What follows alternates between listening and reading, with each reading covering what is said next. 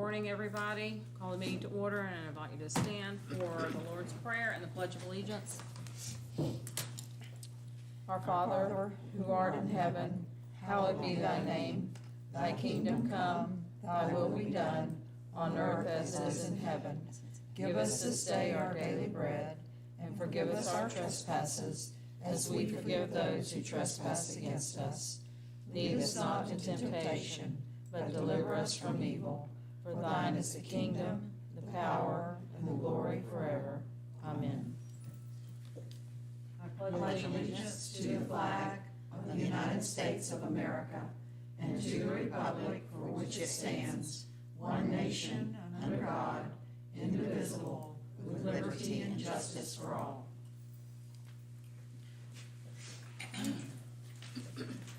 Item 2.1, approve minutes of the Glades County School Board regular meeting, January 6, 2022. Motion. Second. Any questions? All in favor? Aye. 3.1, approval of the December 2021 finance reports. I move to approve. Second. Questions? All in favor? Aye. Aye.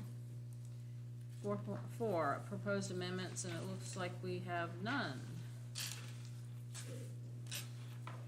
5, public comment on agenda items. None. Consent agenda, 6.1 through 6.15. Anybody have anything they need to pull?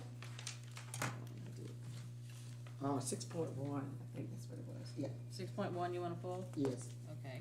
Anybody else? 6.3, 6.3. just because I have a question about it. Okay. Anything else? Hang on a minute. 6.10 Okay. and 6.12. Okay. Anybody else have any they want to pull? Okay, I'll take a motion to approve the consent agenda excluding 1, 3, 10, and 12. I motion. Second. All in favor? Aye. Okay. 6.1, Okay. Mrs. Reese. Okay, I only had one question. I want to know, what is his salary? What are we going to bring him in as? We're figuring that up, Sarah, Mr.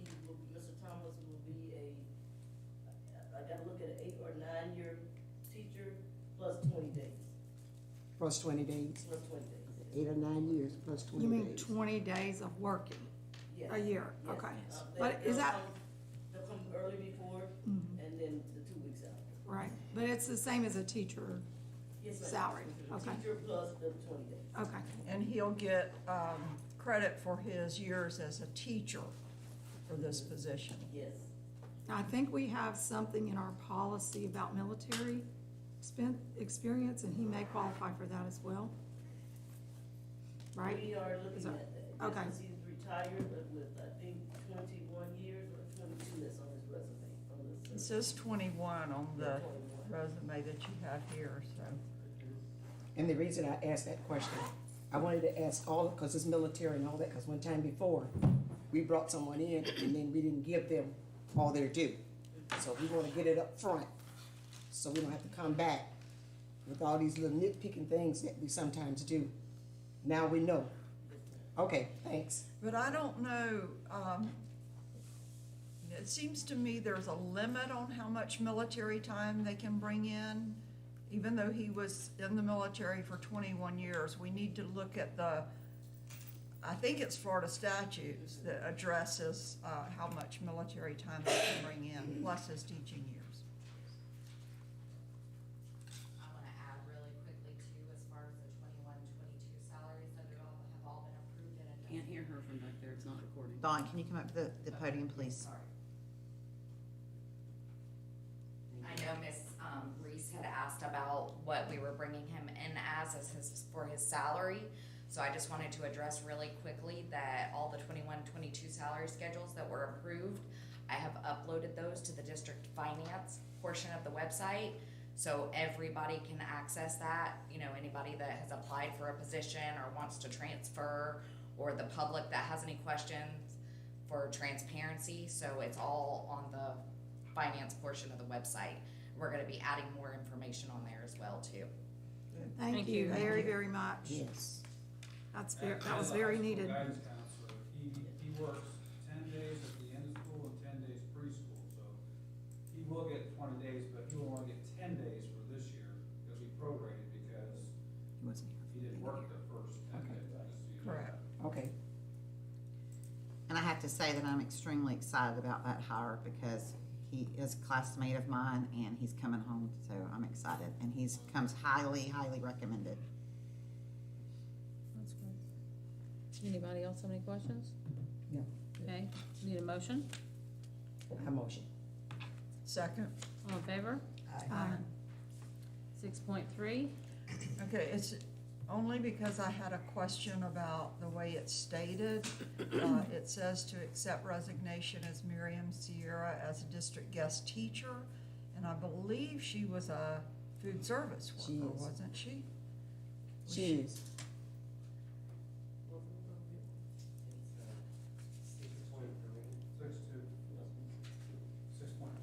Six two. 6'3". 6.3. yeah.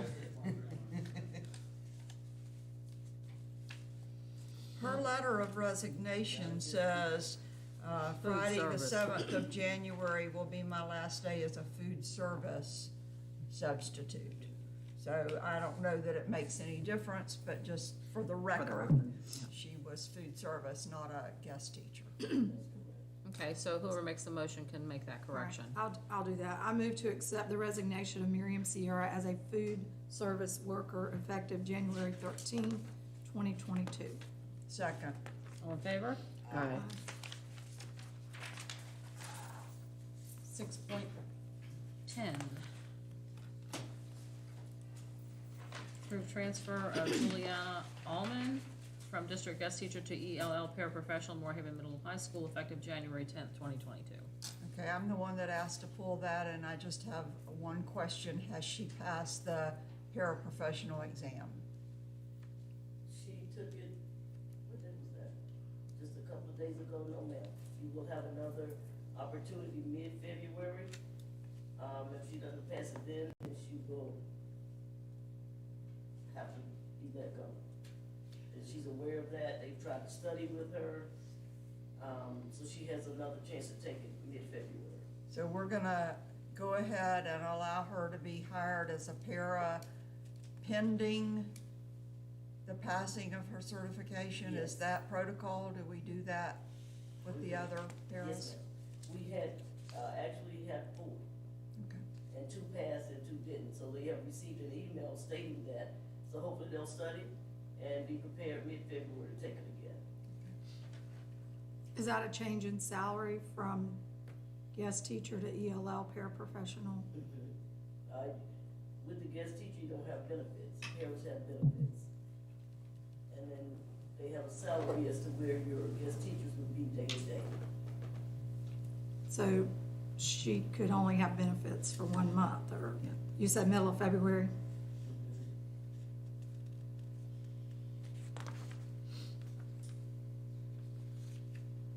Do they, I wanna ask a question, do they have somebody that could help them study, or, cause seems like, I don't know, look, to me, you know, we have teachers that can't pass the tests, and then we got paraprofessionals can't pass the tests. What is it about these tests? Ms. Reese, I believe Mr. Bigger has shared with them, study resources from the consortium. Mhm. And then he also shared a site that they could go over to download materials to the study. Okay, Some people just aren't good at tests. I know, and that's so sad. I know. And I believe Mr. Pagan has offered to help tutor in math. So we are making attempts to help. Good. Okay, well, Okay, any more questions? What do you wanna do? I make a motion that we approve the transfer of Juliana Allman from district guest teacher to ELL paraprofessional at Moorhaven Middle High School effective January 10th. I'll second. All in favor? Aye. Okay, 6.12 was the other one, approved transfer of Elizabeth Vickery from full-time to part-time effective January 1st, 2022. Okay, I'm the one that pulled that as well. I would like an explanation of why she is going to part-time and what her hours are going to be and how that is affecting her salary and benefits. Let me do it. Okay, I'll do it. It's for health reasons, and she's going to part-time, so she loses her benefits, and her salary goes to, it's half of what she was getting paid. I mean, she goes to, from 40 hours a week to 20. The same And pay it is, scale, it is health. with the same pay scale? Yes, ma'am. I mean, her pay will be cut in half. Well, I mean, understand that, but at the Yes. same rate. Yes, and then she still has, she's still working with teachers, she's still doing all that. That's not gonna change. It's just gonna be, she's gonna be, This might be just temporary. I hope so. So what, is she aware that she's losing her benefits? And she can't work, what do you have to work to get benefits? More than half-time? More than half-time. So if she worked 21 hours a week, we could, no? That's up to you. I mean, because bus drivers, they work 20 hours, and the board has allowed them to have benefits. So, and also 4-hour food service employees. In most cases, and Mike, you can help with this, usually you have to work 30 hours at least to get benefits, correct?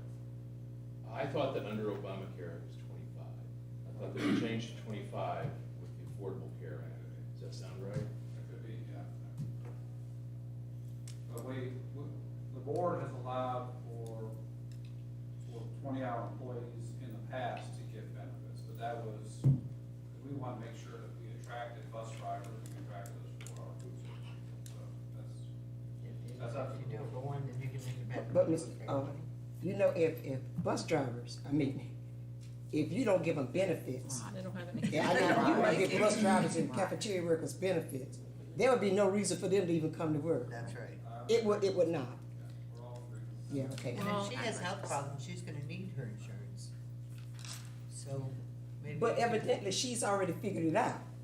Well, If she was told when she requested this that she would lose her benefits and she's fine with it, Yeah, I she's mean- been already figured it out. I can't imagine. So does she have a set schedule when she's gonna come in to work? And I'm working with her on that. Yes, ma'am. So she plans to come actually to the office and be present Oh, here well, not 20 hours a week. Not necessarily here, but out in the In the schools. Yes, ma'am. schools, or in the district, Yes, I ma'am. should say. Like today, she's out at school. She's working with teachers today. I make a motion that we approve the transfer of Elizabeth Vickery from full-time to part-time effective January 1st. second. All in favor? Aye. 7.1, approval of education. Should we make a note or say that we pulled 6, 7? No, because on this one, it's not there. Oh, okay, I'm sorry. Do we need to approve the rest of the consent, or did we We already do did that. Did, okay. We did that first. Thank you. Okay, don't confuse me now. I'm sorry. I'm moving towards blonde. You're good, you're good. 7.1, approval of educational institution staffing agreement with Maxim Healthcare Staffing effective November 22nd, 2021. So I move to approve, but could somebody give us a little elaboration, and I wanna know if Mr. McKinley is, I'll second. Looked at then you this. can ask. Okay, we have a first and a second. Crystal? Now, okay, so could I have a little explanation of this, and then also, has Mr. McKinley checked it for what he looks for?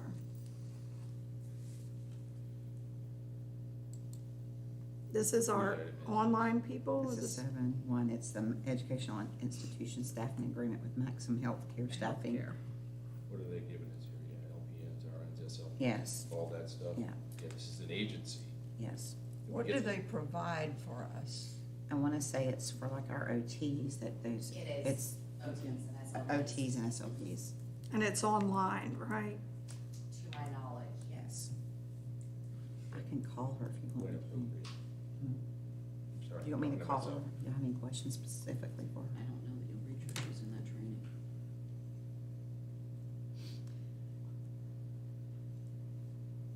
I'd like to know what the amount of the cost of the agreement is and what they're providing for us. It's as needed. Mhm. It's as needed. The way these work. Okay, and there is a rate per hour attached to Yeah. the agreement, I see that. Hey, good morning. I'm at the board meeting. Can I put you on speaker? There's some questions that the board has. For their hourly rates. She goes through their. Okay, I'm gonna put you on speaker, okay? And that one is for Haddad.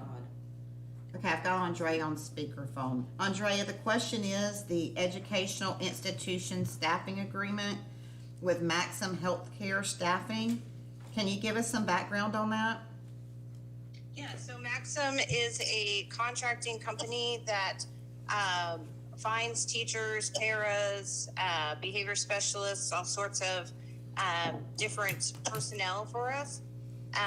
They were able to find a teacher slash paraprofessional who has behavioral background, who was previously trained as a RBT, and so we had interviewed him, and as part of our CCEIS and part of our grant, we had set aside money for a behavior specialist, in which kind of Dr. V was filling part of that role.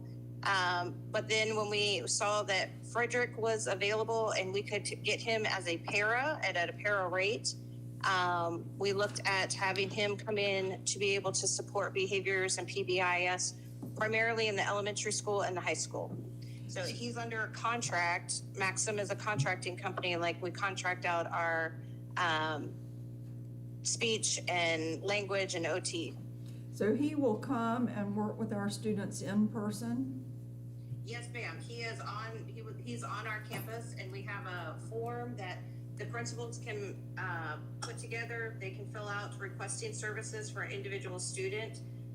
We would get parent permission, and then he would go out and work with the students, work with the teachers, collect data, put processes in place for handling individual student behaviors and their behavioral plans.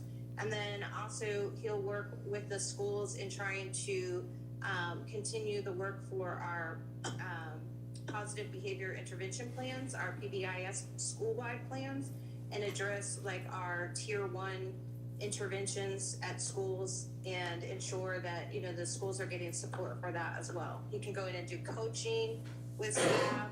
He can work with individual students, and it's pre-K all the way through 12th grade. I think that's awesome. We need that. And I have a student that I want him to see. I'll get with you later. We just need your permission for him to do individual students, but yes, that is the goal. And, kind of, you know, our intervention people, our MTSS people have kind of been working towards the academic pieces and kind of doing the behavioral pieces and components, but it's too much. So the goal with him is to be able to utilize his strategies and his expertise in behavior while he reinstates his teaching certificate. So he actually is a past teacher in math and agriculture and culinary arts. He has a very robust background. We were very impressed with him. And right now he was in private business doing some organic gardening and community projects and things of that nature. And so his teaching certificate has lapsed, but his plan is to reinstate his teaching certificate. So due to that, we were able to bring him in as a para and still utilize all of his strengths and his skills and background knowledge with behavior. And hopefully next year, once he kind of gets his teaching certificate renewed and stuff like that, then we can kind of look at, you know, what our needs are for the district and if that's something that we want to proceed for next year with him as well. But his contract is only for this year right now as a behavior para to support the schools. Okay, stay on the line. Okay. Just hold on. And that comes out of the ESC grant money? Yeah. They wanna know, does that come out of the ESC grant? Yes, that is, so we are required to set aside 15% of our IDEA grant money for specifically to address our disproportionality with discipline. And so there was a portion of that was set aside for a salary of a teacher. So when we continued to look for a teacher and we could not find one, we looked at possibly turning that into a para position and even possibly 2 paras. So we may be able to actually bring another para on as well to be able to work in, the schools and provide supports with that, because we did have money set aside for a full teacher. Okay, just hold on, just don't say anything. Okay, anybody have any other questions? All in favor? Aye. Okay, item 7.2, approval of contract with Spindle for teleservices for deaf, hard of hearing teacher effective December 10th, 2021. Andrea, can you just give them a very brief? Somebody want to do a motion and a second, and then, I move to approve. I'm sorry, go ahead, Patty. Second. okay. Okay, Andrea, do you wanna just briefly say something about, the contract with Spindle for teleservices for the deaf and hard of hearing teacher? Like brief. Yes, ma'am. So Spindle, again, is another contracting company that also brings in teachers and services that are needed at schools. We finally were able to contract a deaf and hard of hearing teacher. She will be working about no more than 5 hours a week, and that money is set aside both in general funds and in the grant to support our deaf and hard of hearing students. So nice. Do we have any deaf or hard of hearing students? Miss Reese, wants to know, do we have any deaf or hard of hearing students? Yes, ma'am, we do. Okay, thank you. And it says effective from December 10th, so she's already been, Has she already been working, because it says effective December 10th? She did do some consultation work on reviewing some IEPs and looking through what the student services were required under their IEPs and kind of setting up a plan for compensatory time. And I believe that was last week that she had done that. And I think her total hours were an hour and a half. So this is a contract. I noticed, Andrea, that you signed the contract. So it's not a whole lot of money, if I'm hearing you right. But I don't see any place where the board signs the contract, so I'm assuming it's okay to have a contract that's signed by you and approved by the board? Yes, ma'am.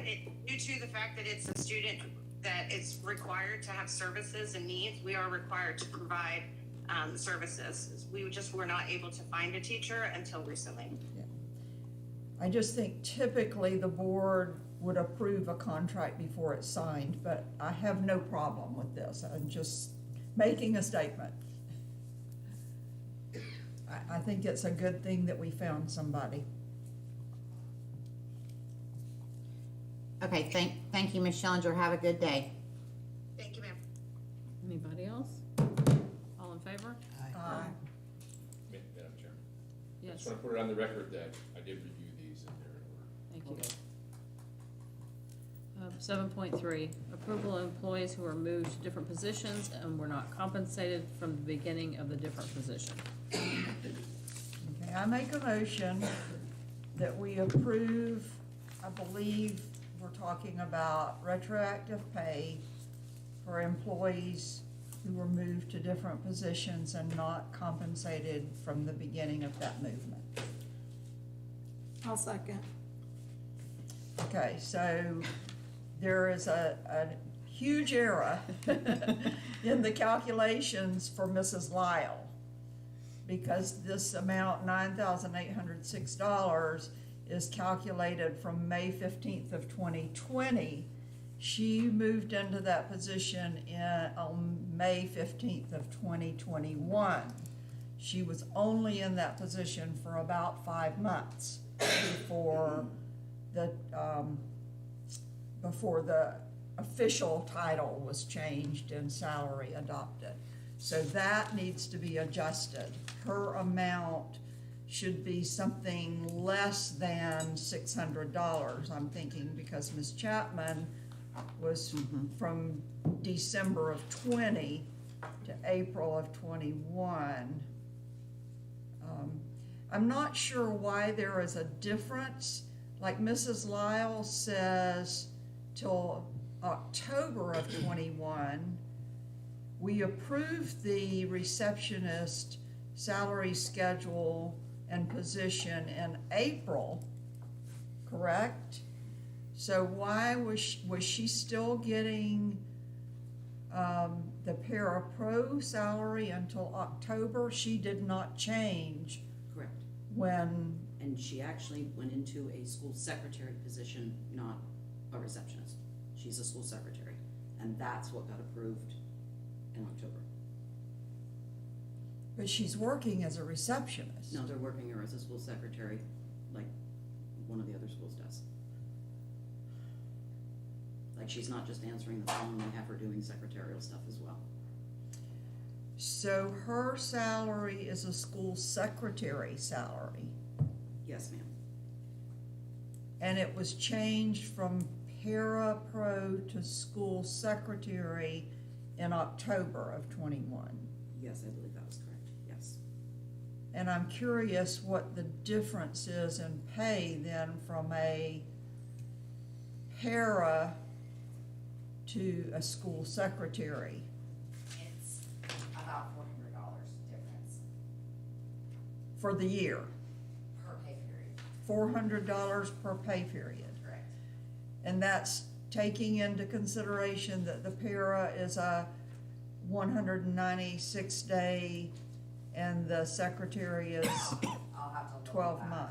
I'm just going off of the history that I was reviewing when I was doing the analysis. Probably need to look at daily rate or hourly rate, because the para would be a 196 day contract, and now is Mrs. Lyle gonna work 12 months since she's a secretary? Because secretaries are 12-month positions. I can get back with you. I don't think I can get out of where I'm in to go in and look at that. And I believe in conversation with Dr. Daly yesterday, she is planning, or I assume it's okay to say this, Yes, please. move into the data entry Yes, ma'am. position. Yes, ma'am. So, but we need to resolve this based on moving from para-pro to secretary. And then that date needs to be changed to May of 21, correct? Yes, Okay. yes, May of 21 is when she went into that position, working at the front desk.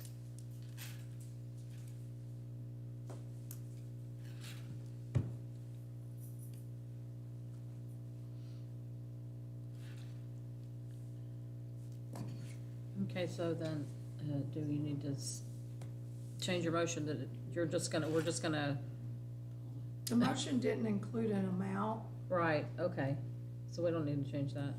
We're just I gonna, mean, I don't think, it didn't. the amounts are, in the background analysis of the action. Yeah. But the motion didn't get specific about the amounts. It says Approval. Well, approval to move them. That's okay, as long as the data are there and they're correct to redo the calculations. You understand the methodology of the calculations. Okay, and then the change on Jackie's. When Jackie was hired, you were hired as what was the title at that time? Confidential secretary.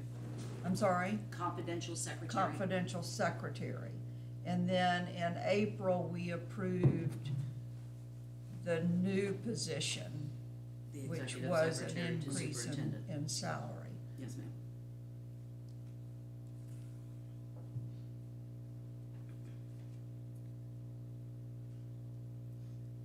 That's all my questions. Okay, anybody else? I just wanna know if we gonna fix it. This He will- just this- did. I just fixed it. This will I be just wanna good. know if we fixed it. Yeah, 'cause we, you going know, down. I like Miss Lyle, but I don't wanna give her $9,000. I just want to make everybody get their Right. money, Yeah. and we don't have to keep coming up with this, cause it's Yeah. right that people get their money. That's all I wanna make sure of. And also that we don't get in this position again. We have a Yes. full-time HR person. When we move people in the future, it'll be done right then. Yes. And we won't hopefully have to ever talk about this again. And we'll pay them what they're due. We get their years and their experience, all that should come and be done when we approve them. You know, you just put people and then, I don't wanna do this no more, so let's get it right. And I really think we need to be careful for hiring people for which we have no job description and position. In the future, if we want to hire somebody for a position, bring to us first a job description and a recommendation for a position and then do the hiring. We kind of did this backwards, and we need to not do that in the future. Well, and I want to address that just because that's something we're working on. I mean, you all know I've tried from the very first meeting. I mean, I've been working on trying to get the job descriptions haven't been updated since when you were principal, Ms. Froant. But it's a huge undertaking because we do have, that's been part of this whole entire process. It's been very frustrating because we have people working the same jobs that are, you're a clerk typist, I'm a receptionist, you work 196 days, I work. It was basically when you got hired, whatever you wanted to work, that's what there was no definite job description. So we are working on that, but it is a huge undertaking. And I think that's what's made, when Brian and I have been working on trying to get the pay, like yesterday with you, I think that's what's made all that very difficult because we haven't had, you can't say, okay, all school secretaries get this amount of money because this school secretary was hired under these, there's not been anything permanent or anything in writing. So we are working on it, but it does take time. And I mean, I think I agree, we've done it backwards, but I had to start with what I had. I couldn't, like I said, with the job descriptions are from when Copeland was in, and I thought God rest his soul, but he's not dead, so. But Jerry anyway. Copeland. Yes, Jerry Copeland. So I want us to move forward. That's like my next big undertaking are the job descriptions, but like, for example, there wasn't a receptionist job description. So how can we have a salary for for a reception if we don't have a job description? So then you have someone, and in the case with Miss Lyle, we had to move her from being a receptionist because she was a paraprofessional being paid out of IDEA funds, which is very illegal. So it's cleaned up. To answer your question, Ms. Reese, we are cleaning it up. And yesterday, I'm proud to report Ms. Proant came in and we worked on remaining administrators, district office. So I think we're going to have a lot clearer path. Right. You agree? Yes. Yeah, we just need to remember that the order in which things happen, or you get a job description first. Then you approve a position, because you can have a job description and not have an allocated position. So then you get a position and then you hire the person. And I know we're cleaning that up. That's the process that we need to try to follow in the future. And that's the process I want y'all to follow Yes, in the ma'am. future. So that, and I'll just add, so that when we create our budget, we know how much our salary category has to be. Because when we do these things in the middle of the budget year, then we gotta do all these amendments and changes, and which gets, scary. Absolutely. When you've allocated a certain amount and now you've added these new positions and, rob Peter, pay Paul kind of thing, so. It's like if a principal comes to us during the budgeting process and I really need a data analysis person at my school. Well, we don't have a job description for that. So you gotta get a job description. And then we can create a position, or we can say, we don't have the money. We'll put that job description in the file, and when we have the money later, we'll create a position, but right now we don't have the money. We're not gonna fill it. But we can say, well, are you willing to give up 2 of your paras to bring in a day on it? Yeah, I could do that. Okay, then we'll approve the position.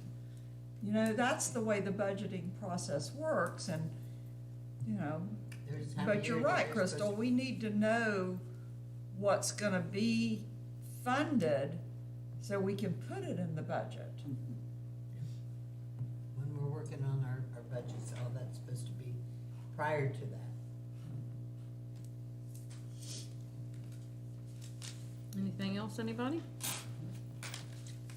All in favor? Aye. General public comments? Okay. Board member comments and business? I have some comments, as usual. She's taking my place. I know. You don't like me, do you? No, I wanna say that I'm grateful for being invited to be a process of looking at salaries for our administrators and our directors. I came in last week and spent quite a bit of time with Ms. Lee and with Mr. Gresseth, and we looked at all of the principal salaries, and we looked at their resumes and their experience, and came to an agreement, I think, on where they should be on the salary schedule, because we do now have a salary schedule for principals and assistant principals that's based on steps, up through step 8 or 10, something like that. And I felt really good about all of those except one. I was troubled about one of them, but I moved on. And yesterday, I had the privilege of sitting with Dr. Barfield and Dr. Daly, and we reviewed the directors' resumes and their year's experience, and we pretty easily came to an agreement about where each one should be on that salary schedule, what step they should be on.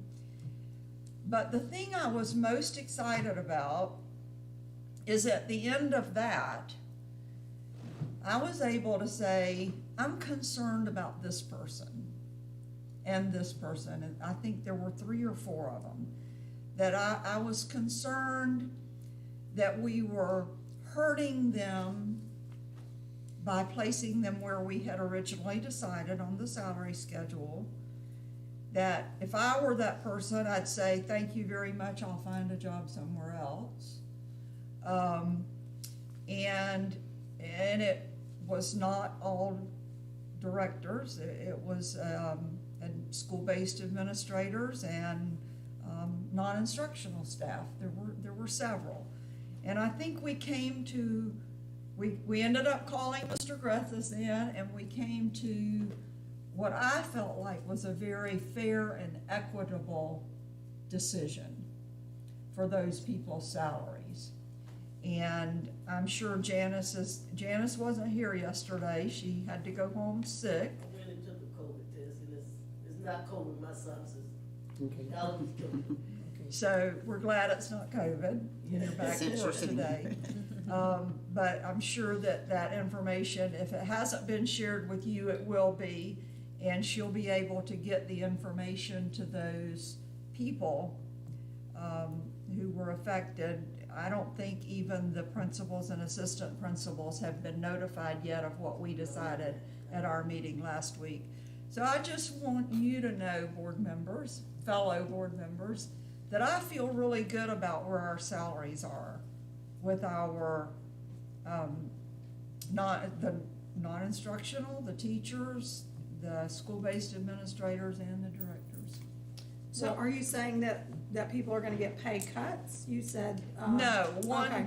there would be pay cuts had we not had that conversation yesterday. And I said I think this was after we called Mr. Gresseth in and Dr. Day, I said, I'm not talking from my head now, I'm talking from my heart. These people are working hard for our district. We need to give them credit for some things that they've done that will place them on a step or two higher on the salary schedule. We need to look at what's fair and equitable and not hurt our employees that have been loyal to our district, or our new employees who are working their tails off to bring school grades up. Ms. So Brown, nobody's getting a cut. Everybody's getting a raise. Is that all gonna come before us, those adjustments? I don't think so, because it's just a matter of looking, we've approved the salary schedule. It was the It's step just a placement. matter of looking at what step they're placed on. Okay. The And- criteria to put them on, because I noticed on this thing we got, it doesn't say years experience again, it's step. Step. And I thought we'd agreed years experience. Well, but what do you count as years experience? Yeah. So Is let's. that kind of what y'all worked out? Yeah, Yes. I'll Okay. give you a scenario. A principal, we originally started out saying, the only thing that gets to count is other years' experience as a principal. So if you're a first-year principal, you're on step one. But then you look at their resume, and maybe they spent a couple of years as a district-level supervisor of some area. Well, that was the discussion we had. Can't we give them credit for that experience? And we agreed that that was fair to do that.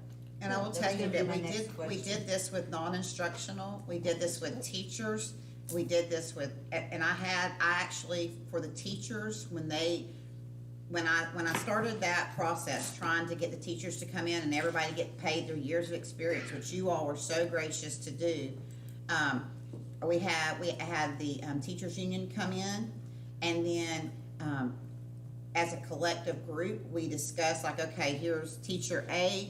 Okay, we say they have 16 years experience. What, you have 16 years? You have, okay, 16 years.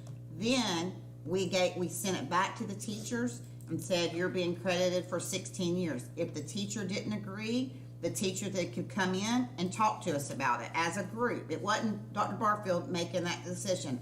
I allowed them to have shared leadership opportunities to come in and to discuss that, with us. Then we did that with non-instructional. We had the non-instructional union representatives, if bus drivers. I think sometimes, and I think I'm gonna piggyback a little bit on what Ms. Prowan is saying, is that we sometimes get into, they have 7 years principal, they're getting paid 7, they're on step 7 or whatever. We don't look at, okay, well, you have bus drivers that they haven't been a bus driver for 7 years, but they were a truck driver for 21 years. I mean, there's conversations that have to be held, and we're blessed that we are in our district that we can have those conversations, and we're small enough to say, hey, what do you think? So I think the process was successful. I think that sometimes using our heart, like Ms. Prowan said, and thinking about individual people, it does put a different perspective on that. I just wanted to know if y'all thought about that. I know the teachers and all the administration was doing, but my heart is always with the bus drivers and the custodians and those kind of people, because that's where I was at. So I just want y'all to make sure when y'all be talking about it, y'all throw them over in the pile, because the school cannot operate without any of those. That's right. Well, I understand that there's other things to consider as long as you do that for every person. Yes. Because I think with my heart too, but if you're gonna think with your heart for this one, you gotta make sure you think with your heart for this one, because I don't want somebody else to come back and say, well, this is all I have, but I got credit for this too. Well, just so Joe and Jim both get the same thing, good with I was it. wondering And I if you think were gonna we're have good any with that. repercussions. Okay, You know, it's just like, one of the things that, you know, we had drawn a line in the sand. And if you move from, I'm trying to think. If you move from paraprofessional to bookkeeper, and you've worked in that school for 3 years as a paraprofessional, and the bookkeeper job comes open and you have the skills, and you say, I think I wanna move to bookkeeper. Well, we had said, sorry, you're gonna start on level 1 for bookkeeper, we're not gonna count those 3 years that you worked in the school as a para. That was kind of the line in the sand we had drawn. But then we thought, you know, we really need a bookkeeper.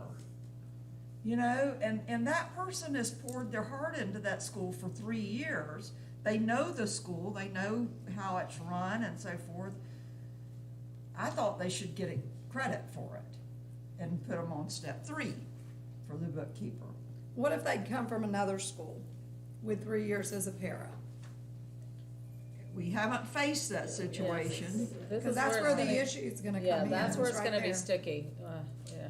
I agree with what you're saying, Jean. I mean, I love to reward, loyalty Tenure, yeah. and people that stay here with us. You know, I love that we take care of those people, but that's where it's gonna get sticky. Yep. So, I don't think this is a process where we can say, we finished yesterday, close the folder, we're done.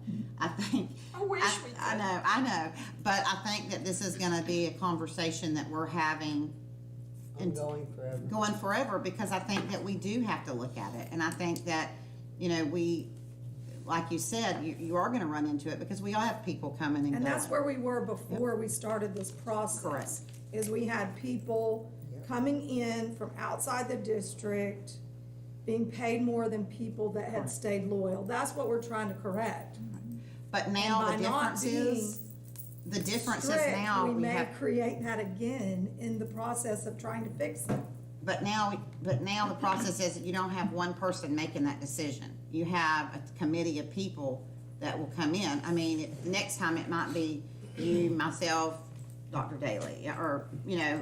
Yeah, I don't wanna be on that committee. I don't want that It's not about, because it's not, it wasn't What bad. if but- you've got a person, you know, Dr. Daly's gonna be advertising for a bookkeeper. Yes. Okay? What if you've got a person who's been a school secretary for a number of years, and he wants to hire them as a bookkeeper? Are you gonna say that you start at level 1? No, but you gotta come up with, I think there needs to be something. Okay, you were here and you were here for 5 years doing something else. There needs to be some mathematical format about how you're getting credit for something else to move into a different position. I don't know what the and it answer may is. be in-house people can do that. Yeah, I mean, I don't know what the answer is, but I think otherwise it's kind of free willy-nilly.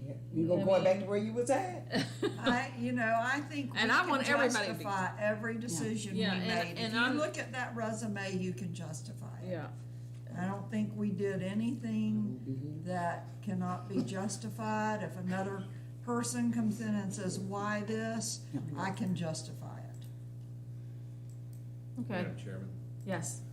I can't resist a chance to make everybody mad at me all at the Okay. same time. I just can't let Let's it go. go. Go ahead.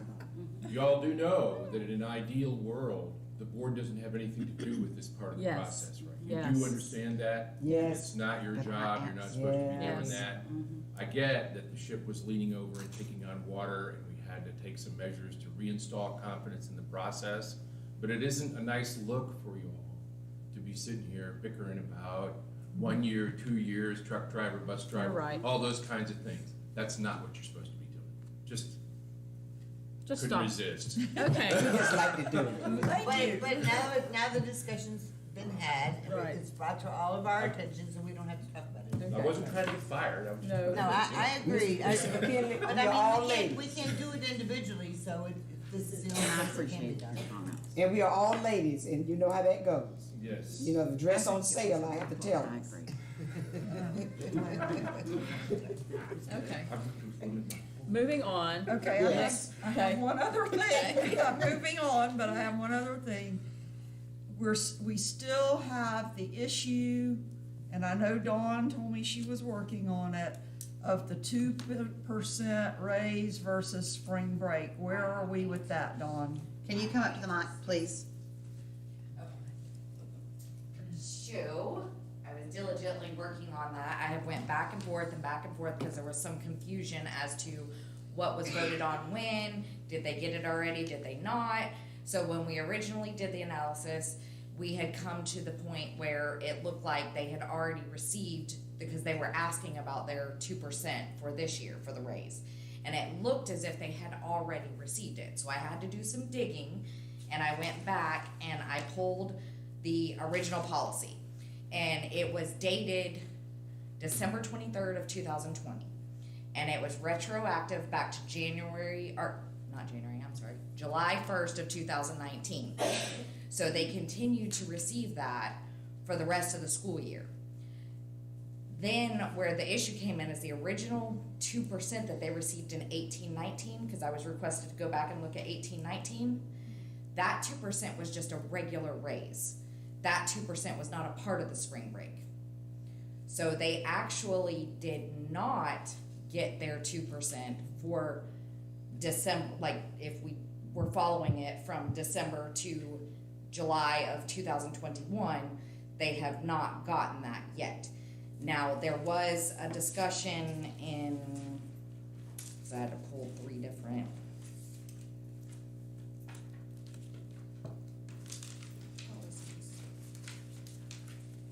I think I left them sitting over there. But regardless, the first policy said to give them their pay in December of 2020, retro to 2019.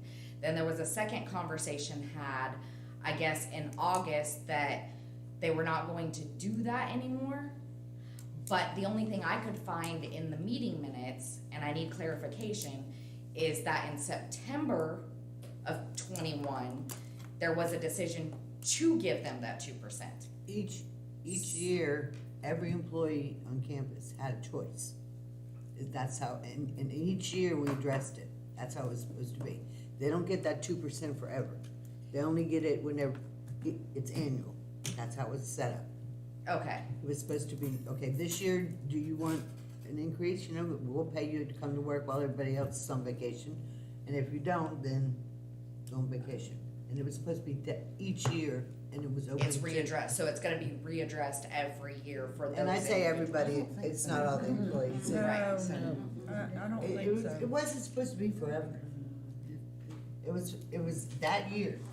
The Because, I original, mean, the person I can tell you who it was even made up for was for Lisa. And she got it some years and she didn't some years.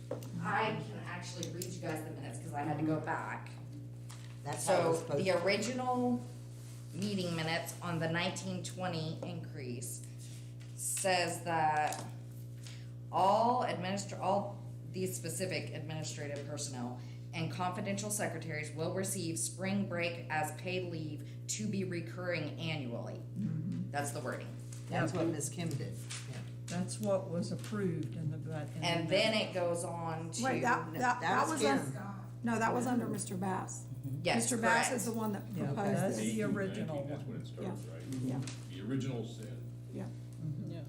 Then it goes on to say in the September meeting, because I guess there was a conversation had in August, but I could not locate that, about not doing that any longer, or it not to be annually. But I did find in the September meeting minutes that Miss Drake said that the district employees had 2 or 3 years ago made a choice in lieu of the raise. Most are gone, some are still here. For the record, there's 4. Felt like the raise should be given now that spring break has been taken away. There was a calculation supposed to be prepared, and Dr. Barfield made a recommendation that they are paid. And then it looks like there was a motion to pay the money, and then Amended motion, approve the calendar for the 21-22 and pay those 6 employees that still work for the district the 2% raise they did not get. And that was in September. Now, as of my calculations, back to this current fiscal year, we have not paid them back to July of 2021. And we need to do that, because that's in the minutes.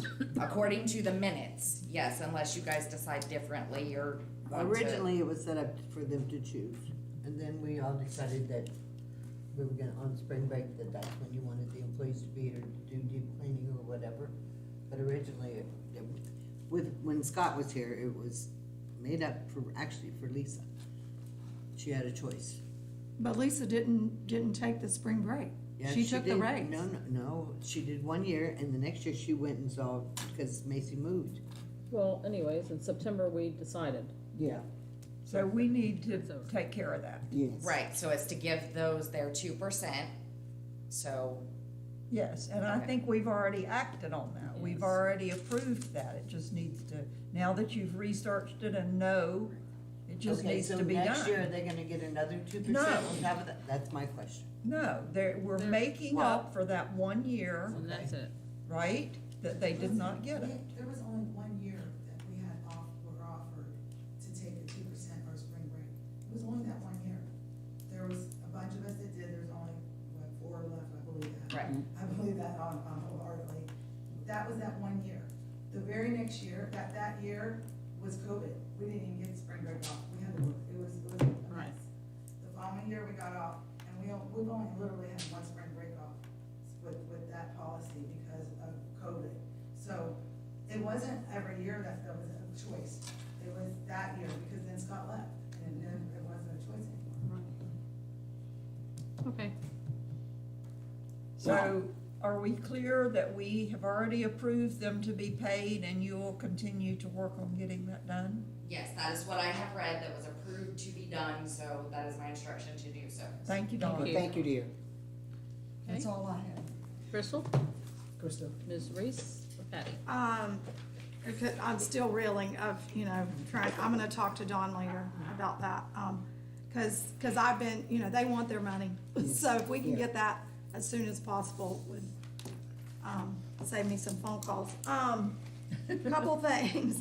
I just wanna let you all know that I have reached out to Representative Tuck and Senator Albritton about meeting with them when we're in Tallahassee. Apparently it's, crazy up there. I did get a text back from, Senator Albritton's aide just asked me, who is this? But, Representative Tuck said, yes, he's still I said, is this, Mr. Johnson still your aide? Cause he's not answering me. Yes, he's still my aide. I think y'all were requesting the first week of February and we're so behind. We haven't even scheduled meetings for next week yet. I'll definitely have him reach out and get back with you though. So I'm just hoping if worse comes to worse, when we're there, we'll just show up at their office and if they're there, we'll see them. And if not, we'll get to visit with their aide like we, Like we normally do. Well, yes, we did get Albritton that one year Yeah, by we chance. normally So, do. so I will answer, Karen, who is his aide, and let her know who I am, and so anyway, I'm trying. I just wanna let you guys know. Identify yourself. Yeah, well, I thought she's texted me questions before, so I thought she would have me in her phone, but, okay. Okay, on my list was this spring break administrator's pay. We've talked about that. On a positive note, the Martin Luther King Symposium was amazing. Unfortunately, I didn't get to see it all, but the last couple hours I was there were so impressive. And I just want to commend you, Dr. Daly, and your staff, because that was critical thinking at its finest. And it was just a real pleasure for all of us to be a part of and watch that. I want to add to that. Yes. I spend a lot of time around kids, mostly my grandkids and their friends. And literally, every free minute, they're on their phones. They're either texting or watching videos or whatever. There were about 75 teenagers there that when they had a break, I saw no phones. What I saw were laptops, they were researching, they were, talking with their peers, preparing their arguments for their debates. I was just, it gave me hope for the future. Yes, agreed. Me too. My thing was, when they was marching, when Oh, they yeah. came down the road, cause I was marching in my day.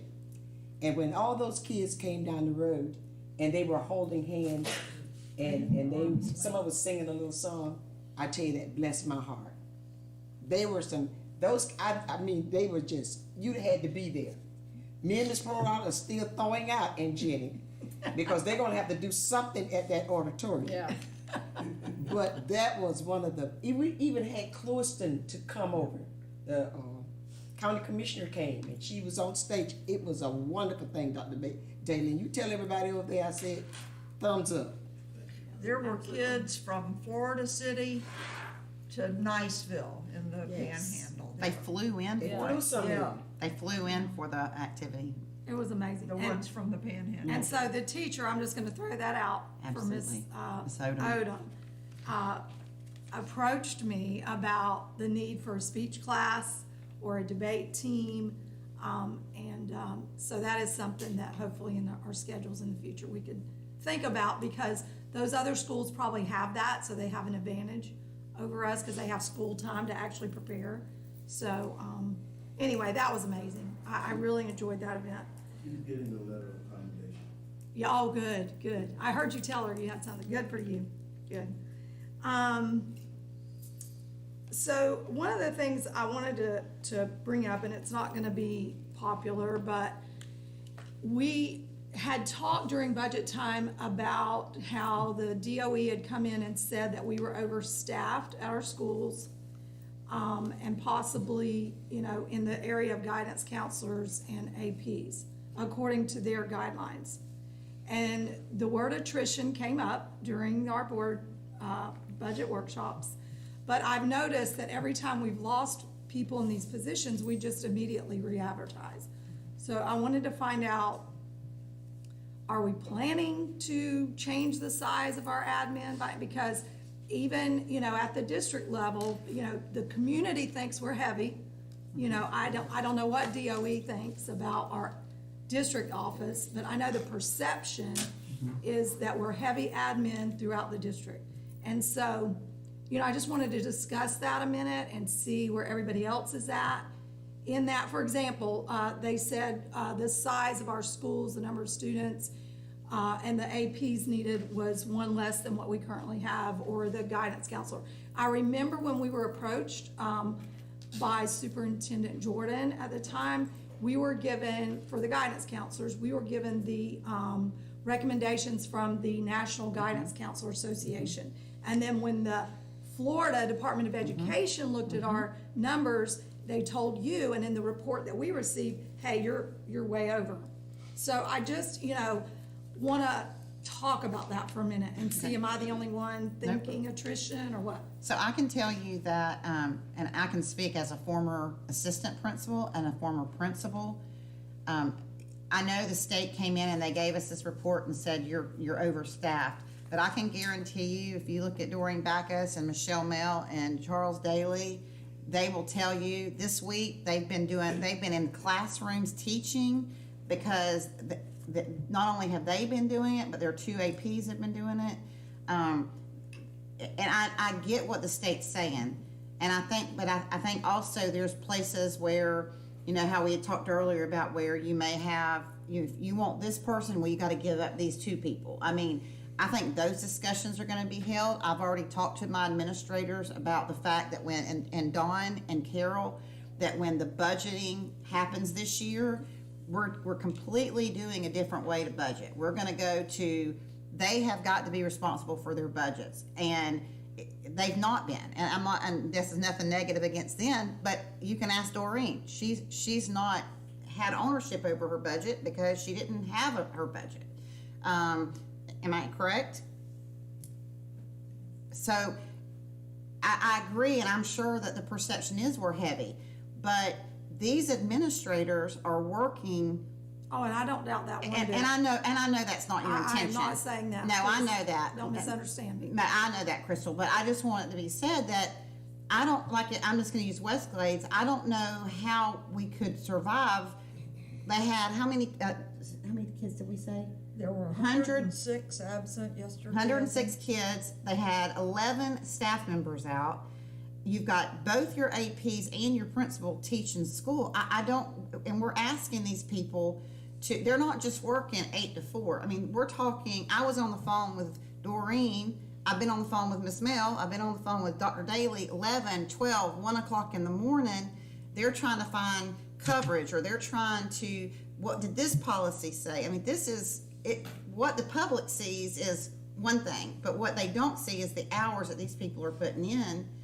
And I understand, I get, and I Well, know you're the your one that heart. brought us Yep, the information, absolutely, so. I did. I provided you what the state of Florida gave me. But that But was- I think I think that's a recommendation, and I think that's a conversation that we have to have, because, you know, and I think Ms. Pearl and I actually both said this, when we were principal at Moorhaven Middle High School, we had 1 AP and 1 guidance counselor.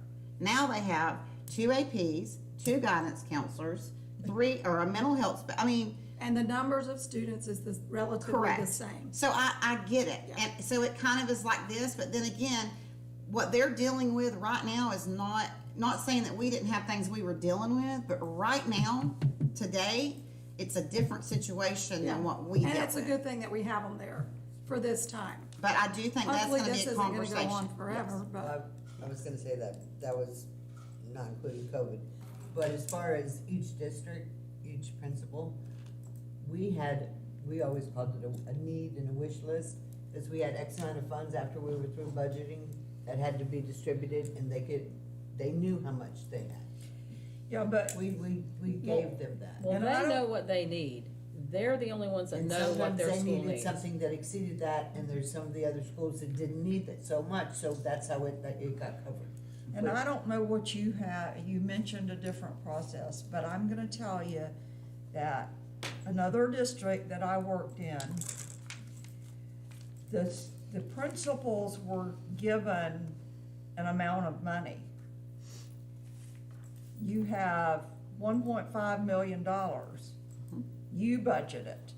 You Right. want 2 assistant Right. principals and 1 less teacher, or do you want 2 more teachers and 1 less assistant principal? You make the decision. I was principal in this district for 14 years, and I never had that leeway.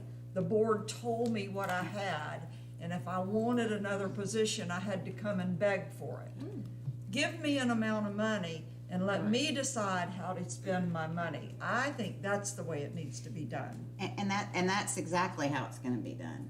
Because I do feel like we have 3 extremely capable principals, and if Miss Backus, or Sabella, I'm sorry, good night.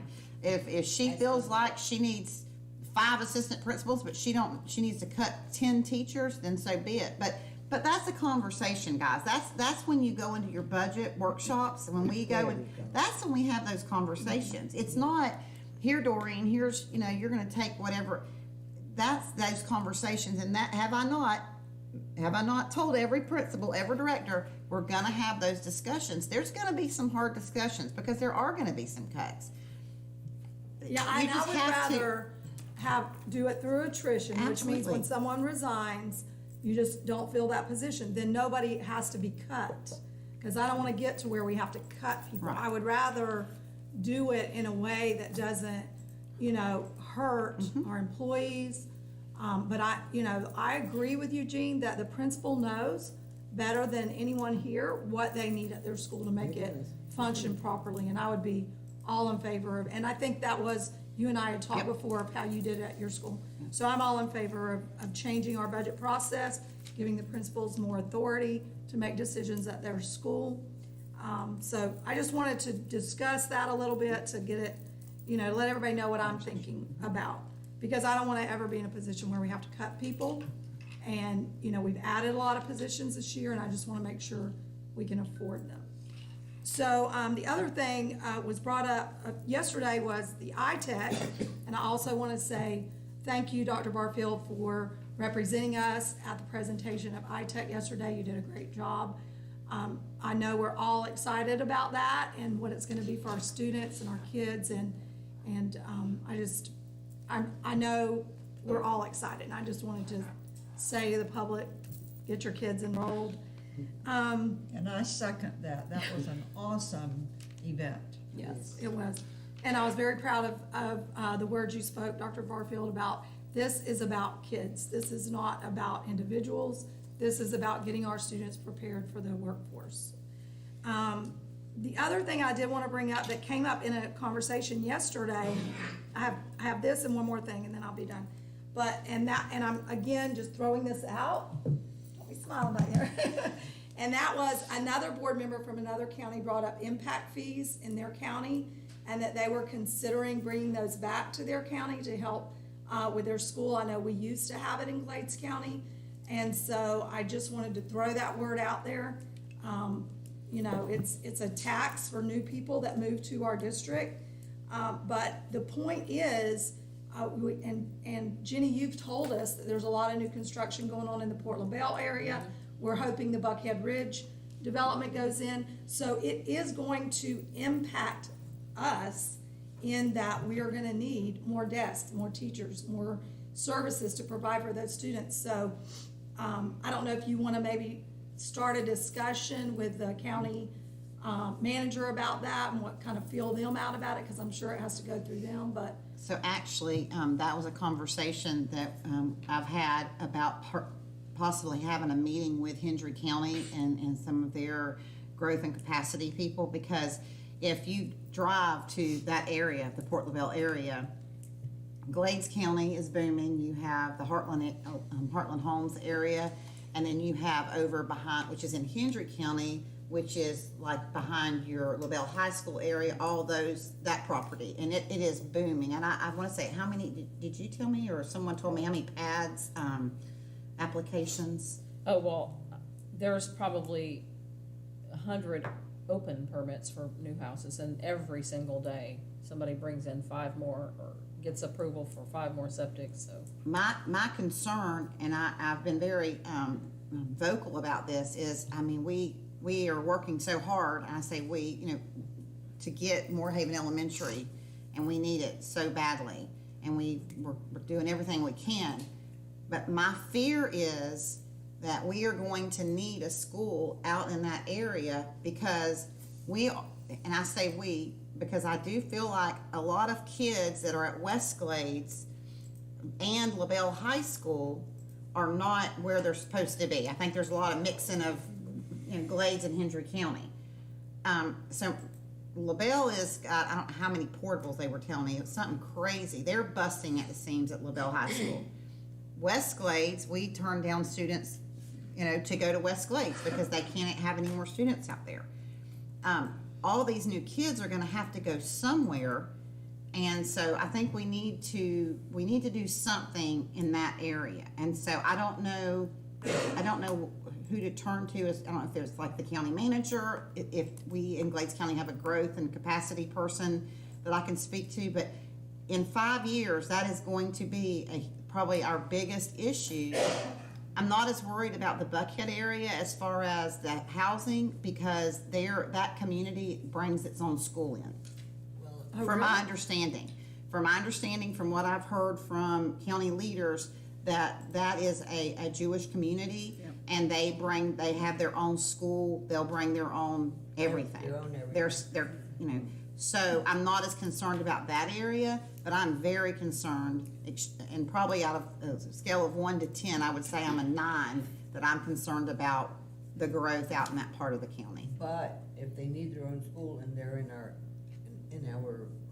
county, we're gonna have to support it, like we did the Indian Well, it'd be a reservation. private This is school. private. Well, okay. I don't think it's gonna be a charter school. No, I think it's gonna be a private Yeah, school. not from things I've heard.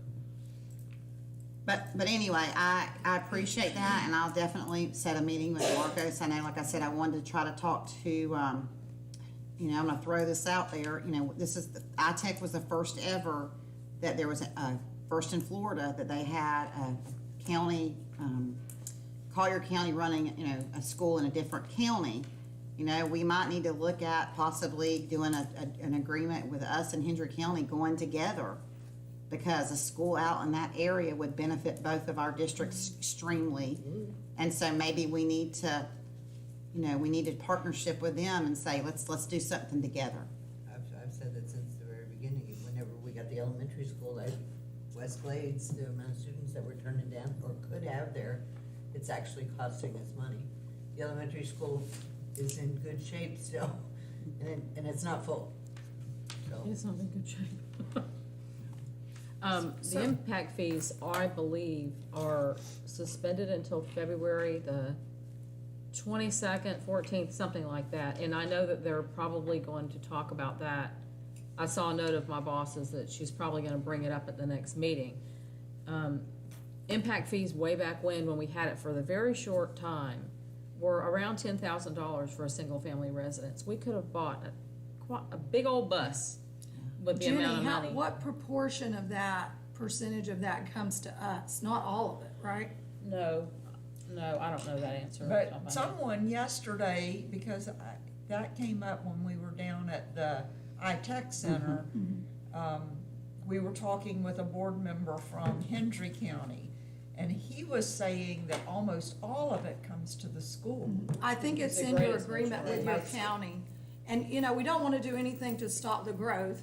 You know, we want it to be a minimal fee, and, you know, some counties do it as a percentage of the cost of the home, instead of a flat fee like we had. I'm sorry. I wasn't prepared to go way in the weeds on impact fees today. However, there is some residue in my brain that says a couple of things. One of them is, we have to go through our own process and rationalize our own math and how all that's gonna work. We're projecting this number of kids in this area and go through all that stuff. We don't just get a piece of the pie. It's not like going to a picnic. And I also think that we're going to find that there may be a limitation on our ability to impose impact fees, because I think you were supposed to keep the embers of concurrency alive in your community in order to preserve the right to impose an impact fee. Does A that- school impact fee. Does that mean we would have to be under the same terms it was under originally? Is that what you meant just then? No, I mean, you might really have problems doing it before we go too far down this road. Okay. We're supposed to be open-armed and hope, saying, come on. Yeah, and remember, taking controlled open enrollment is not on the table. Taking that away is not on the table at all. That's a holy thing in the legislature. Well, the So study, that's not gonna work. I mean, we know they have to do a new study, because that was so long ago. They can't just say, okay, we're gonna reinstate it like it was, because things have changed. I know they have to go through that. Yeah, But it was a moratorium, so it's still out there, due to be reinstated It at a could- future date. It could be yes, because it's just, what's the word? Moratorium. It's just put on hold for this, suspended for this period of time. But even if they said at the next meeting, we're gonna reinstate it, it still there has to be a new study done. yeah, right, for sure, at a Yeah, minimum. You gotta do the whole Yeah. analysis again.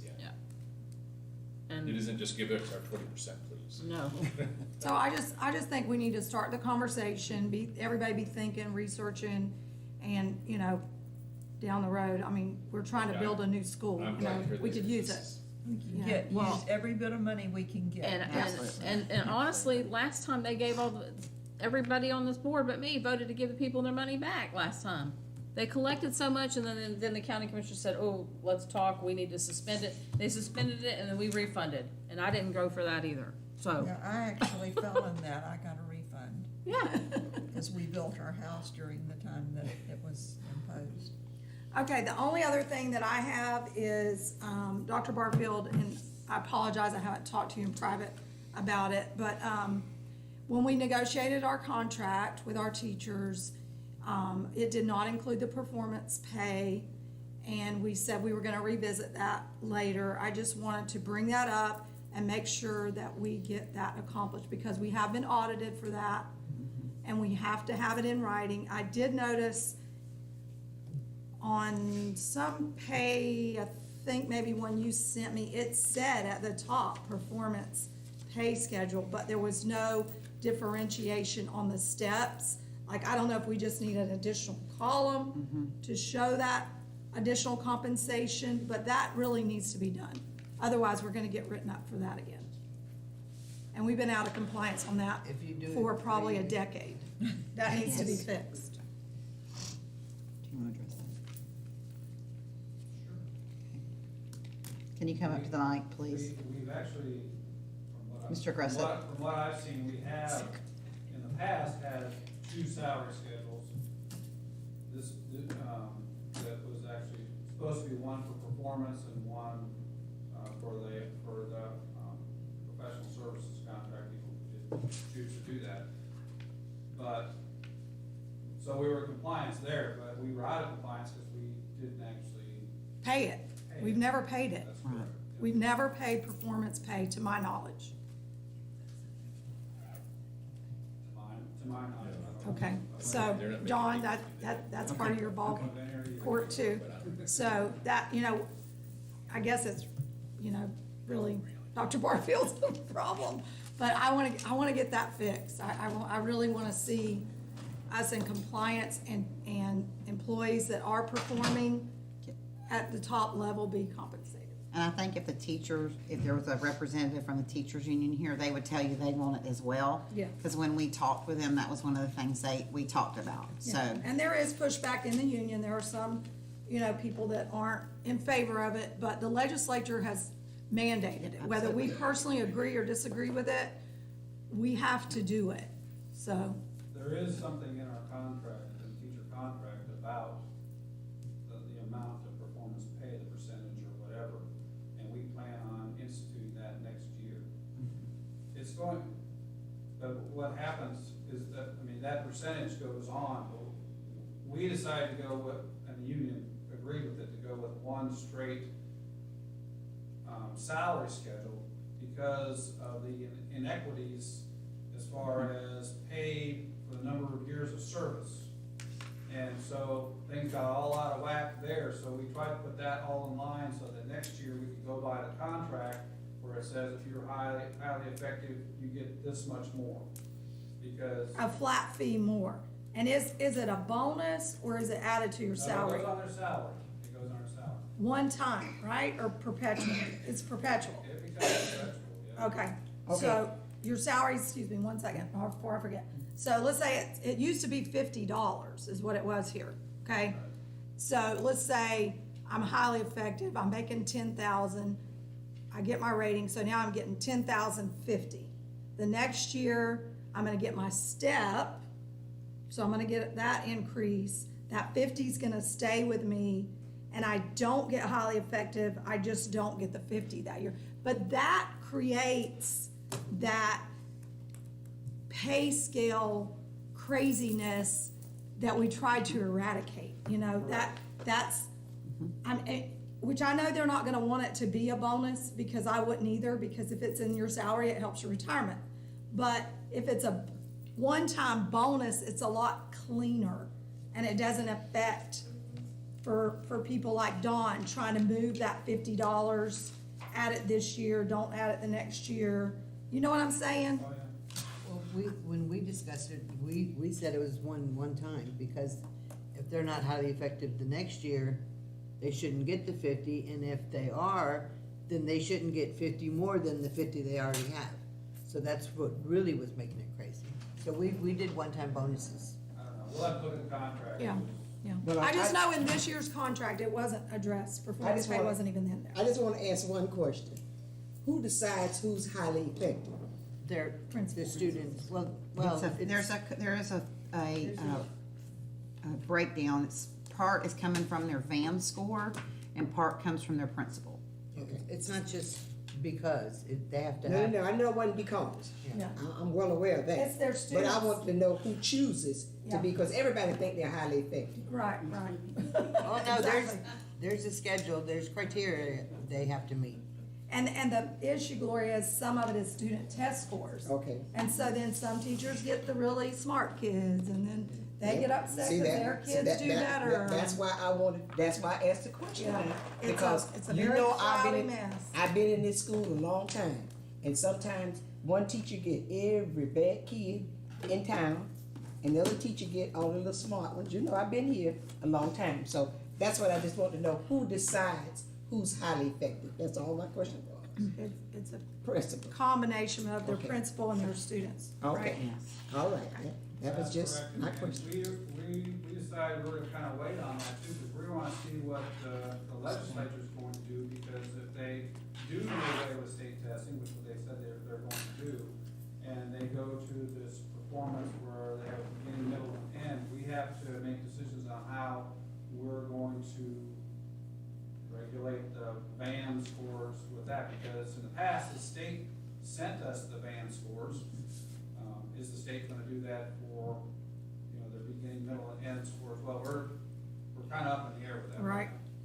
And I just wanna ask this one more time, I've asked it multiple times, I just wanna make sure I am right.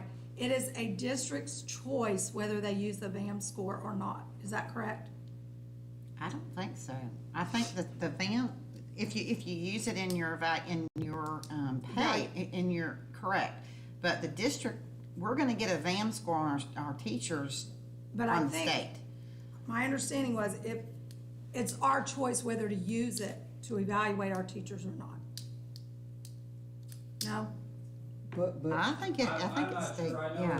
that you may be right with that now. I've I know heard they- that. They I've- dropped the I've- percentage, where at one time it had to be 50%, and you could drop it down to a certain percent, like 33% or whatever.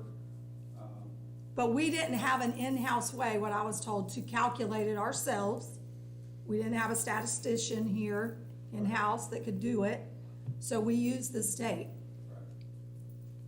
But we don't have to, is my I'm understanding. gonna call, I'll ask Okay, okay, yeah, do, clarify that for me, cause I personally was think like, I would really? Why are rather- we using it? I would rather use the state's, and instead of making it our responsibility to figure out their VAM score, let's get it from the state, Yeah. because to address Miss Reese's, say for example, I'm a teacher and I have, those VAM scores are not just how well I taught that year. Those VAM scores go back several years. They track the kids, well, this kid made growth, this kid made growth again. So it's a real, like, way over the top calculation of how they get a score. But like, say for example, I was a teacher and I like to teach all the smart kids. Well, a lot of times your smart kids don't make a lot of growth because they're already so high up, so they might make only a 1 or 2 point growth. So that teacher that took those smart kids, his VAM score wouldn't be as strong as Miss Prowant here, who she likes working with the very low kids because she likes to see that gain. And so there's all these formulas and all, it is, and I did work in a district where we had statisticians, and it is a process that we don't have the manpower for here. Yeah. I'm not suggesting we do, I'm just curious if we. According to something Gary just brought up, it says, while the law no longer requires the use of band scores for teacher job evaluations, Thank you. the scores live on in another part of the state's school accountability system. They're used to determine which teachers can and can't work at turnaround schools. So while they don't have to be done, if you have a school, like an S school, Yeah, you need to decide which teachers can teach in that, Mm-hmm. you would have to have that. So here's where this would be a problem here in Glades County, because we have only we have 3 schools. We have 4, but 3 schools. So let's say West Glades became an F school and we went into turnaround status. The state, I apologize, take that hat off. The state would say, these are the teachers that go to West Glades. So we don't have, when a school goes into turnaround, that then becomes a state. So our elementary school, we elected not to receive a grade. Correct. So the state is not gonna tell us who can teach there because we're not technically a turnaround school. Correct. And we weren't prior to COVID. No. And we're not, and I have all hopes that we're not gonna be an F. I think Miss Mill and her school they're doing a fabulous job. I have all faith that we're not going to be an F school. So, But that is where that, and I'm gonna be quiet after this, that teacher supplemental bonus comes in. Is like, if I am a highly effective teacher and I go to an F school, I get the $8,000 or whatever it is from the federal government. So it would be there, you would need your RAM score for that too. yes. Okay. Thank you. Any other board member comments? Information items? Teacher of the year? Oh, do you want me to that or under my superintendent? Just put it all Whatever together? you wanna do. No Okay. more, okay, superintendent's report. Okay, so tonight is our Teacher of the Year at 6 o'clock. It's gonna be at the auditorium, and everyone is invited. We do have space. I know some of you were concerned about, you didn't wanna take Miss Reese. She reached out to me. She was kind, she's like, I don't wanna take space of one of our families, but we have room because a lot of the families are not wanting to come because of COVID.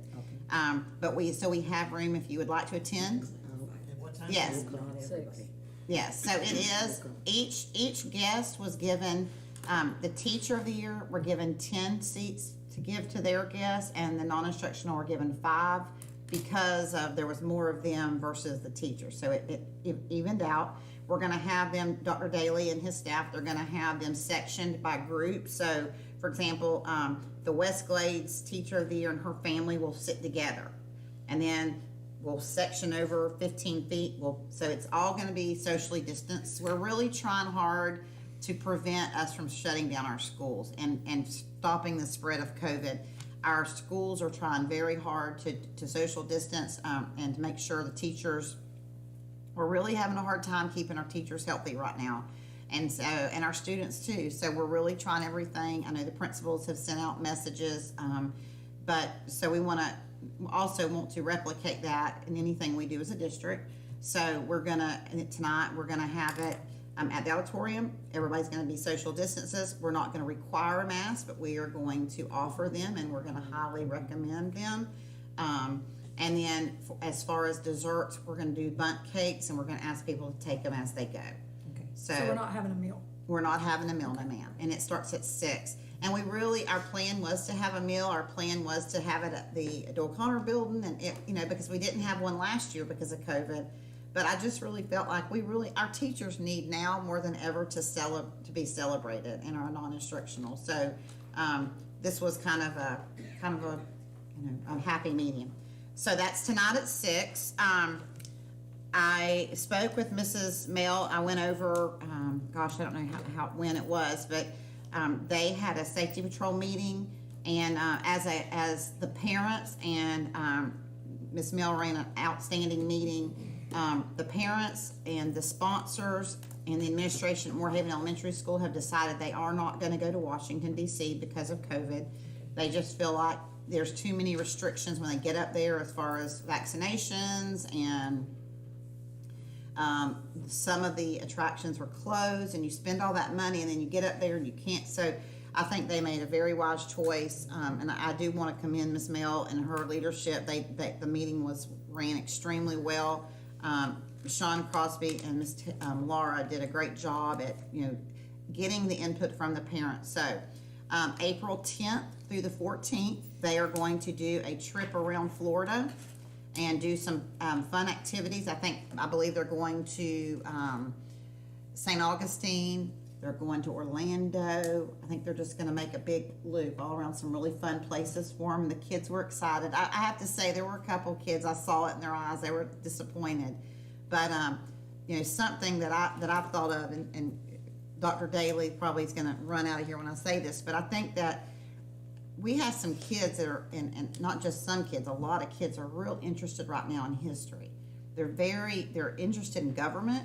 They're interested in politics. They're interested in that process, and I love it because I like Ms. Pro once said, I felt after I left this Martin Luther King celebration, and it made you feel good about what's going on in our schools. Those kids, we go to football games and we celebrate the athletes, and good job, and you see their teammates high-fiving them, and but rarely do we get to see the scholastic part of kids being celebrated.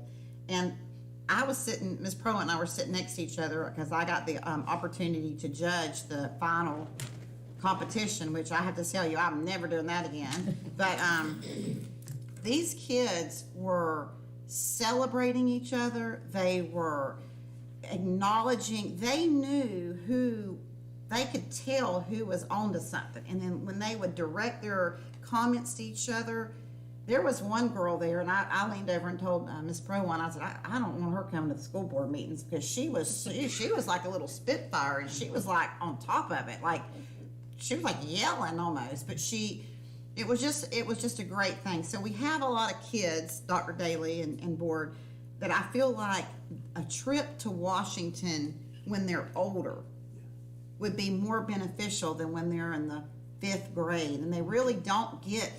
You know, it's important that we teach history in the younger grades. It's, you know, someone that loves history, I feel like we should teach it starting in kindergarten, you know, the flag, and I mean, the standards are there. But when they get to high school is when we truly we can watch them and be a part of, you know, be a part of history and be a part of the political cycle in government. So that's a conversation that I'd like to have with Dr. Daly, and I do, like I said, want to applaud Miss Mill and her leadership for taking that. That's a big thing to have to make a decision. Also, Miss Mill has requested, and I've allowed, their open house was set to February 10th. She's asked that we move it to April 28th, partially because of COVID, and we just feel like right now we do not need a lot of parents gathering at one space. She is going to change it to, we're going to have a program that night so that parents will be there and that they can be there, and that is of course COVID, and we are working with the health department to make sure we're watching the numbers. I would like to take this opportunity to thank our payroll and our finance department, as well as Jackie Smith. We are at 100% direct deposit in our district. Yay. First time ever. So everybody is receiving direct deposit. And I know that doesn't sound like a big accomplishment, but it is a huge accomplishment. So everyone is being paid. We're not giving anyone a check anymore. So that's a good thing. But are we still giving those facsimile checks? Dawn. Check stub. Are we still giving the facsimile, the copy of the check? Yes, right now they're still passing out the check stubs. What we're working on with Skyward right now is employee access. So every single employee will be able to access their own information and their own W-4 information, their own W-2 information. There's check stubs, their year-to-date history, etc. So that way, you know, if they're at home for any reason, or they go to the bank and they need to pull up the information, they can just log in and here's my check stubs. So, but they are also right now receiving copies until that is done. Yeah, so that'll be a big load off of your department if we don't have to print those and fold them and stuff them in envelopes. And it'll also be very efficient for all the employees also. Because like, for example, before, you know, if you wanted your W-2, our payroll department had to pull that. Well, now you're gonna be able to log in, correct? Just log in and pull your own W-2s for everything. So it's just, it makes the process more efficient, that's all. It's really nice. We have that where I work now, and you can pull all of your information up, and it'll be less calls to the finance department because you can look yourself. Okay, I want to introduce, I know he's sitting here, Mark Wilson, if you would just stand up. This is our new cafeteria, the food service manager that you hired. This is Mr. Wilson.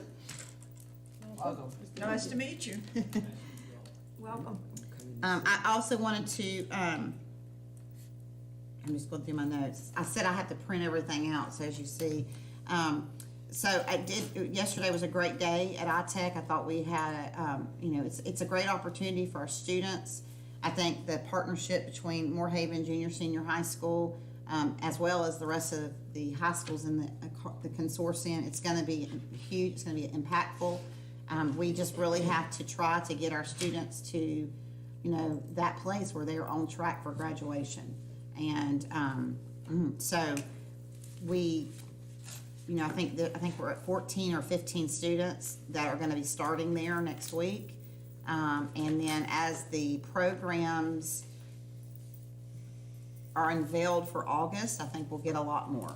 So that's 14, 15 from here, from our Yes, ma'am. district, okay. And Yes, if they ma'am. all pass their FSA, was So- that gonna be a requirement, or? In this year's group, or just like how we did FSW, they will be waived. Okay, There's about, I don't know how many exactly, but then starting in August, they will have to be on track for graduation, yes ma'am. so what grade are the ones that are going in? Are they juniors, seniors? Juniors and seniors. Okay. Yes ma'am. Is that as early as you can, I think you do can it? go in as a sophomore. really? Yes Okay. ma'am. So we're letting some in now that have not yet passed the FSA, Right. but starting next school year, that will Correct. be one of the criteria to enroll, which may help us. I think You so. know, if we let the kids know right away, if you really wanna go there, there's some criteria you have to meet to get there, like a prerequisite, so. Does, Collier County require that for kids to go to ITech I don't know. monthly? I don't know. That's a good question, Yeah. to see how they, They're Because kinda I following. have mixed emotions about that. I know we want those kids to graduate and putting pressure on them to pass the test for graduation. But if there's a kid who But I probably don't- isn't gonna graduate, but could benefit from learning to be a heavy equipment mechanic, I don't know. I have But I mixed don't- emotions about that. Gene, I don't think they can get their certification without a high school diploma, I think. Well, with FSW, we know that for certain. Our dual enrollment kids have to have the, That's a little bit different. it is than- different, than and I agree with you. CTE.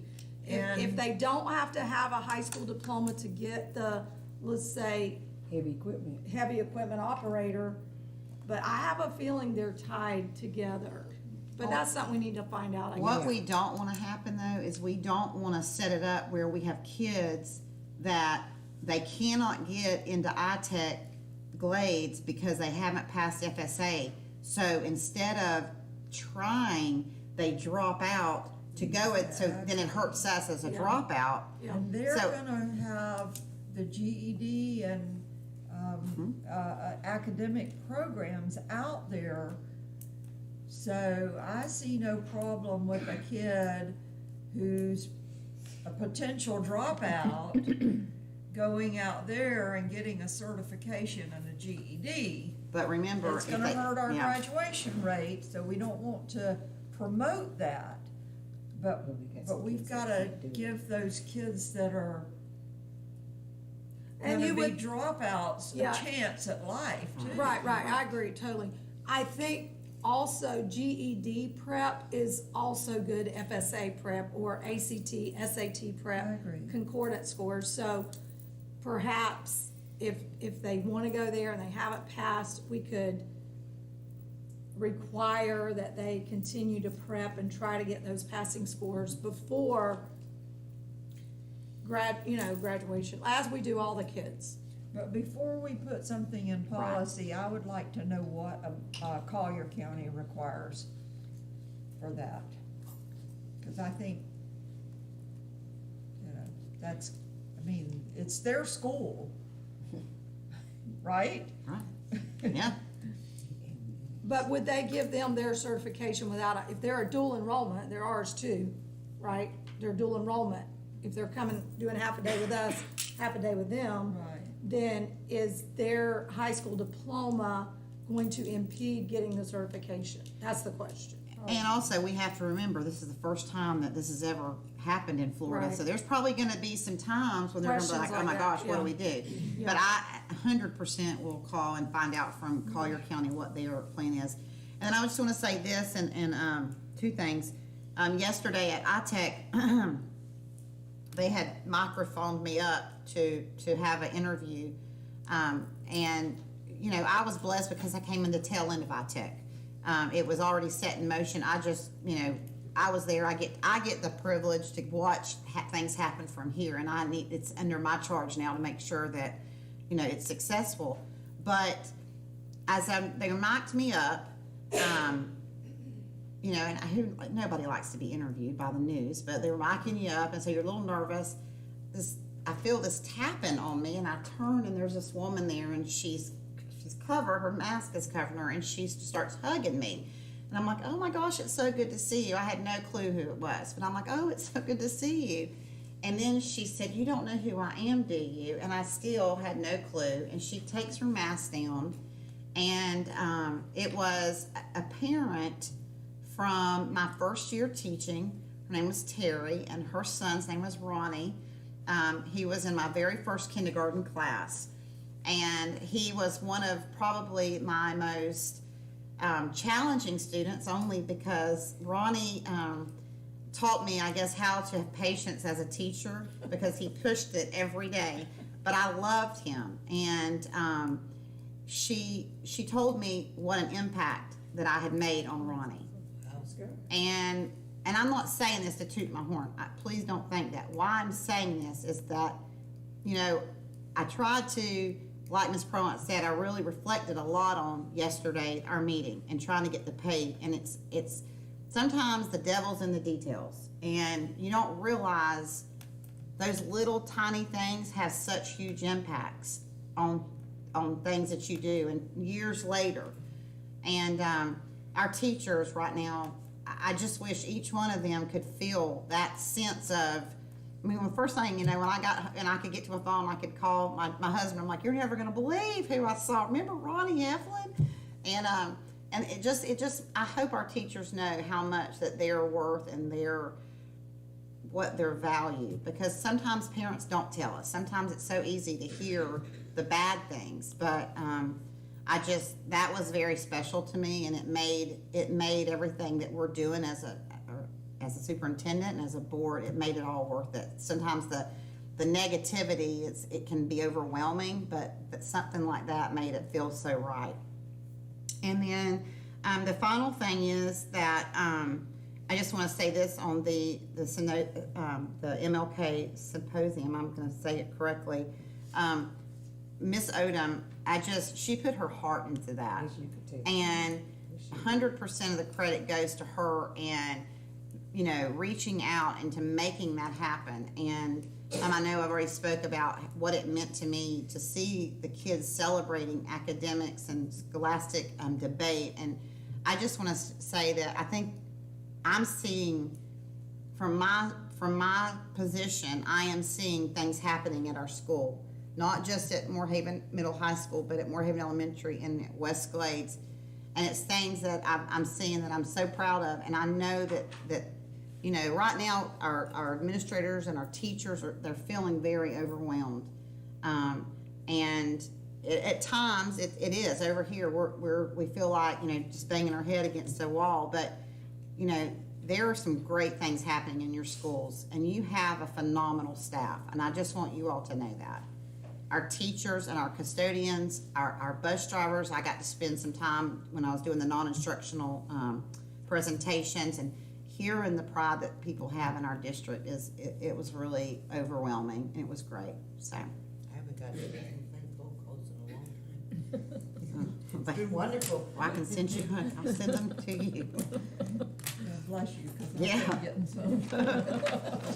Have you? I haven't got, not even a text. It's been great. Is that it? That is it. Anybody else? I'll adjourn the meeting. Thank you, everyone. And I took my own home.